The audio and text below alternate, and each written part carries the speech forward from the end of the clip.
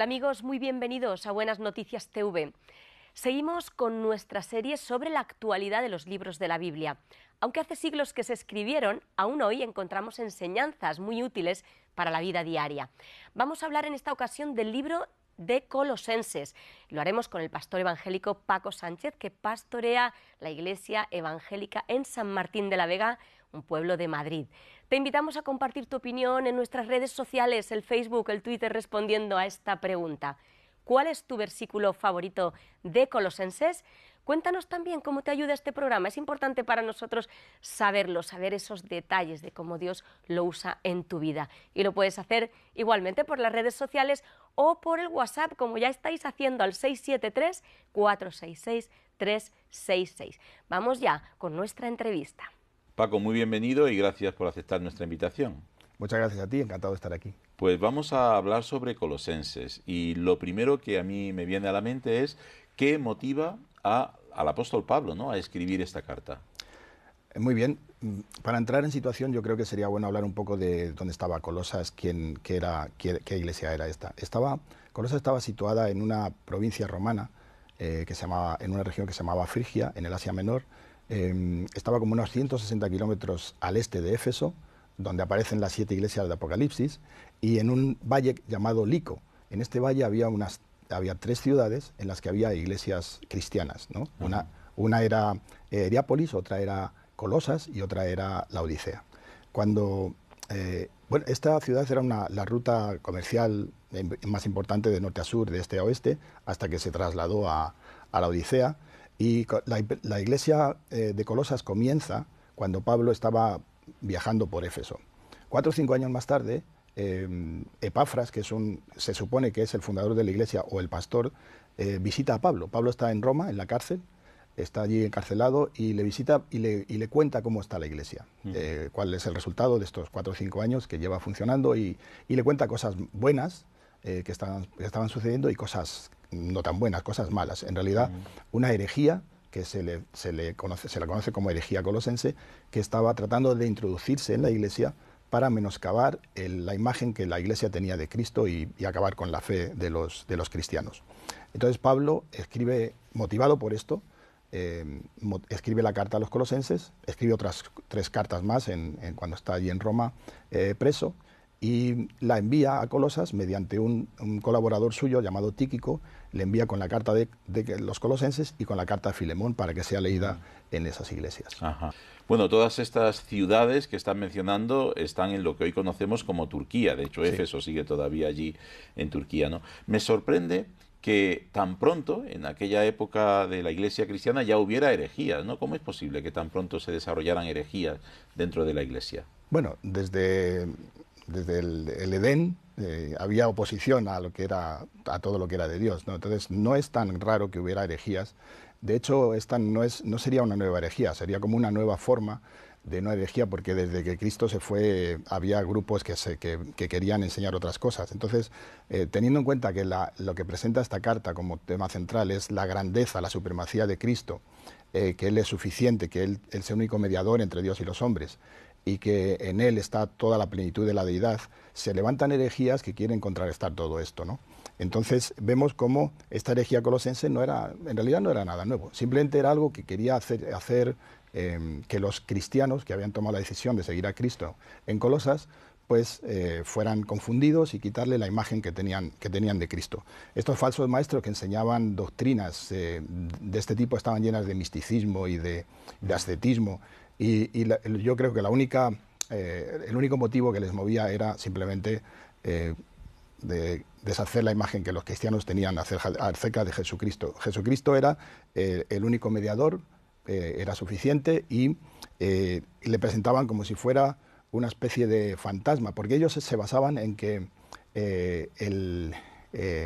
la materia es inútil de sí, es mala de por sí. Entonces, ¿cómo un Dios se podía encarnar en un cuerpo que es de carne y sangre, que es materia? A fin de cuentas no encajaba, ¿no? Decían ellos. Y metiendo todos estos argumentos querían deshacer la fe cristiana, que si lo hubieran conseguido, pues... Y esa idea de que como que Jesucristo necesita algo más, es decir, o Jesucristo no es suficiente. ¿Crees que todavía hoy en día hay pues ideologías, confesiones, iglesias que necesitan revisar esta enseñanza? Sí, yo creo que hoy en día hay muchas religiones y filosofías que pretenden que Cristo no es suficiente para la salvación. Nosotros, según nuestra fe, según la palabra de Dios, nuestra Biblia y según esta carta, concretamente, para nosotros Cristo es suficiente. Por ejemplo, en el capítulo 1, versículos 16 y 18, dice así, 16 al 18 dice, porque en Él, en Cristo, fueron creadas todas las cosas, las que hay en los cielos y las que hay en la tierra, visibles e invisibles, sean tronos, sean dominios, sean principados, sean potestades, todo fue creado por medio de Él y para Él. Y Él es antes de todas las cosas y todas las cosas en Él subsisten. Y Él es la cabeza del cuerpo, que es la Iglesia. De manera que aquí vemos un argumento contundente de que Cristo es suficiente, ¿no? Pero hoy en día, tal vez, que han surgido tantas filosofías y tantas religiones y tantas creencias, sería casi más que en esa época necesario hacer hincapié en que realmente Cristo es suficiente para salvarnos. La carta, yo creo que no solamente Pablo está intentando corregir algunas, vamos a decir, herejías, sino que también tiene muchos consejos, ¿no?, de cómo debemos de vivir nuestra vida cristiana, ¿no?, y enseñanzas que nos ayudan a ver el valor que tiene nuestra vida. Pero también habla acerca de la renovación, ¿no? ¿Qué nos enseña de cómo renovar nuestro ser interior? Bueno, es interesante lo que dice en el capítulo 3, versículos 1 y 2, lo voy a leer. Dice, si pues habéis resucitado con Cristo, buscad las cosas de arriba, donde está Cristo sentado a la diestra de Dios. Poned la mira en las cosas de arriba, no en las de la tierra. Esto a mí lo que me viene a decir es que una vez que yo he creído en Cristo, ya no tengo que estar poniendo mi proyecto, mi foco, mi enfoque en las cosas de la tierra. Tengo algo más sublime, algo mejor que en lo que proyectarme, que son las cosas celestiales. Esto no se puede entender si uno no tiene fe, no tiene una fe cristiana, ¿no?, una fe en Jesucristo. Pero evidentemente nos invita, por este versículo lo vemos claro, si yo he nacido de nuevo, si yo he resucitado con Cristo, ahora mi enfoque no debe estar en las cosas terrenales, como son disputas, iras, contiendas, fornicaciones, mentiras, todas esas cosas que en la carne uno disfruta incluso de ellas, ¿no?, sino que yo tengo que poner mi foco en las cosas celestiales, y de esa manera mi percepción, mi sistema de valores cambia. Ahora ya no quiero ser servido, sino que me gusta servir. No quiero recibir, sino que me gusta dar. Quiero perdonar en lugar de vengarme, ¿no? Mi sistema cambia. Y es por decir, esa no razón. Es una cuestión mística de mirar así al cielo y todo eso, sino que es algo mucho más práctico. Es más práctico. Es como solemos decir, sí, podemos tener la cabeza, nuestros ojos puestos en el cielo, pero los pies en la tierra. O sea, estamos aquí viviendo de una forma diferente. Claro. Justo en esa línea, también un poquito más adelante, dice que la avaricia es idolatría, ¿no? Y me parece muy interesante que mencione avaricia como idolatría, porque normalmente en nuestra mente, cuando pensamos en idolatría, pues pensamos en ídolos, ¿no?, en figuras, en esculturas, ¿no? ¿En qué sentido la avaricia es una idolatría? Bueno, la avaricia es una idolatría porque la avaricia lo que hace es desear, poner en nuestro corazón un deseo por cosas, por objetos o por cosas.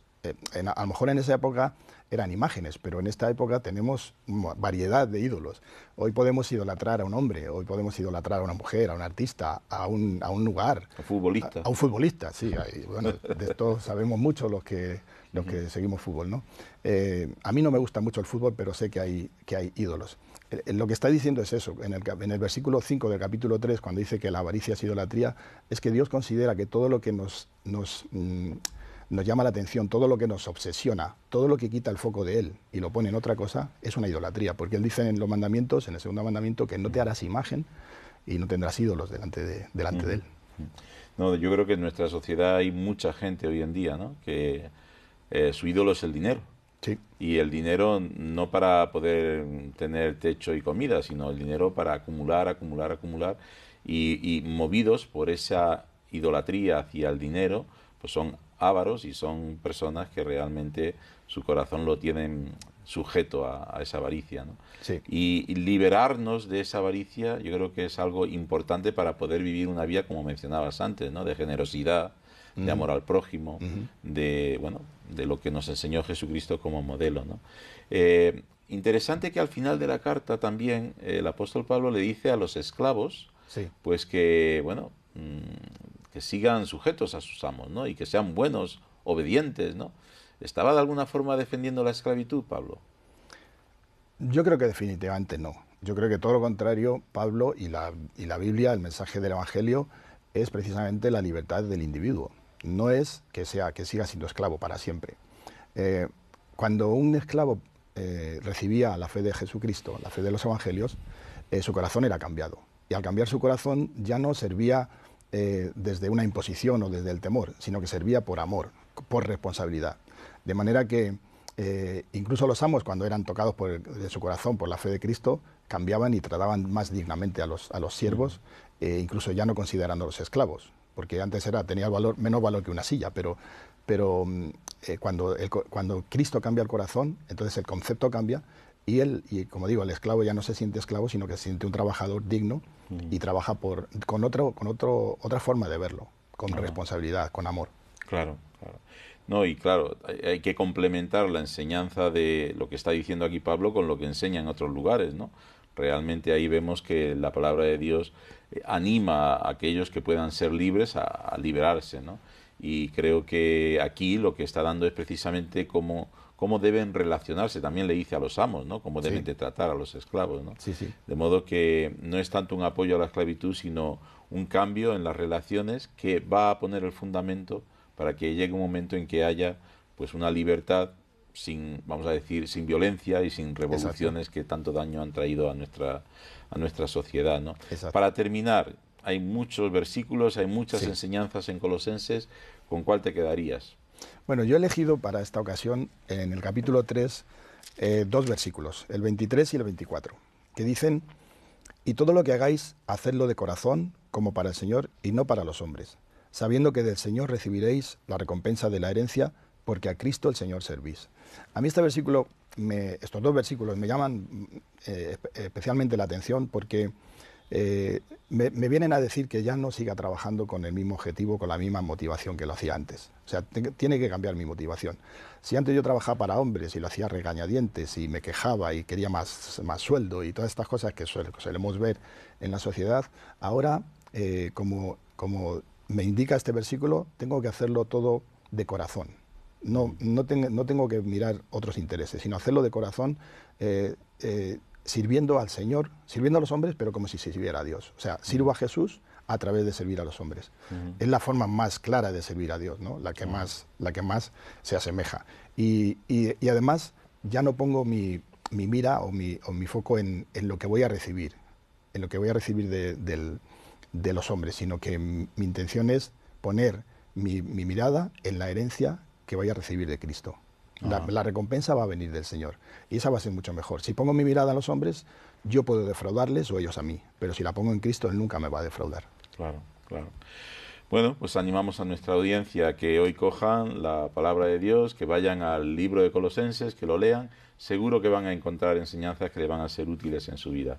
Muchas gracias, Paco, por acompañarnos en esta mañana y que Dios te bendiga. Gracias a ti, José Pablo, igualmente.